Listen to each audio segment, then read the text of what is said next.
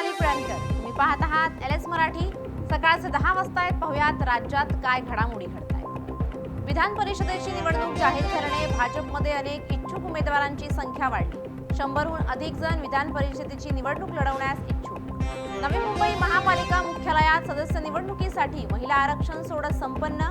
शालेय विद्यार्थिनींच्या हस्ते चिठ्ठ्या काढत महिला आरक्षण। धाराशिव शहरात यंदाची भीम जयंती वेगळ्या पद्धतीने साजरी होणार। बहुजन योद्धा सामाजिक संस्थेच्या वतीने 22 एप्रिल रोजी भव्य कार्यक्रमाचे आयोजन। कार्यक्रमाला मराठा आंदोलक नेते मनोज जरांगे विशेष उपस्थिती लावणार। कोल्हापूरच्या गोकुळ दूध संघ प्रकरणात अचानक बदलीने खळबळ। सहाय्यक निबंधकाची तडकाफडकी बदली। अनियमिततेचा ठपका ठेवणारे सुजय कदम यांची 15 दिवसातच बदली। चंद्रपुरात वाघाच्या पाणवठ्यावर प्लास्टिक बॉटल्स। पर्यटकांचा बेजबाबदारपणा आणि वनविभागाचा भोंगळ कारभार उघड। कोल्हापूरच्या करवीरमधील शिये गावात गव्यांचा धुमाकूळ। ऊस, शाळू, हरभरा पिके गव्यांकडून फस्त। प्रशासनाकडून गव्यांपासून सावधान राहण्याचं आवाहन।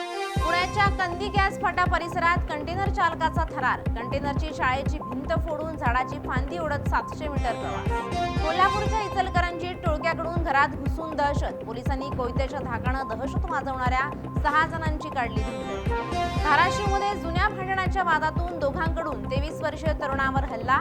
भांडण सोडवण्यासाठी आलेल्या तरुणाचे 2 चुलत भाऊ देखील गंभीर जखमी। पोलीस ठाण्यात गुन्हा दाखल।